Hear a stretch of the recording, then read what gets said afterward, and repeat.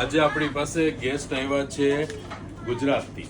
તો ગુજરાતમાં અલગ અલગ સિટીથી જો તમે બિલોંગ કરો છો? અમદાવાદથી સેમ જ?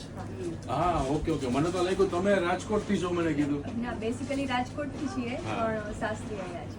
અચ્છા, સાસુ આવ્યા છે, માવતર ત્યાં છે હે ને રાજકોટમાં. તો બધાય રાજકોટ માવતર? તમારું ક્યાં છે? ત્યાં જ અમદાવાદમાં જ લગ્ન કર્યા, અમદાવાદમાં જ રહેવાનું? ધોળકા. તો એ અમદાવાદથી થોડુંક જ દૂર થાય ને?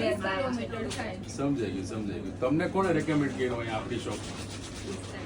ઇન્સ્ટાગ્રામ ઉપર જોયો વિડીયો? કેવું લાગ્યું બધું? ટેસ્ટ કર્યું? સૌથી પહેલા તો કે દુબઈ જેવી, દુબઈમાં ચા મળી ઇન્ડિયા જેવી છે કે નહીં? ફર્સ્ટ ટાઈમ 3 દિવસમાં પહેલી વાર આટલી મસ્ત ચા. Thank you so much. તો કેટલા જણા આવ્યા છો? 9 જણા. ટોટલ ફેમિલી છે કે ફ્રેન્ડ્સ છો કે કેવી રીતે? ઓકે, ફેમિલી છો. કેવું લાગ્યું દુબઈ?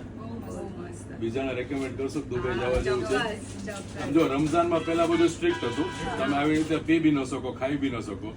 અત્યારે આપણને કોઈ એવું છે નહીં.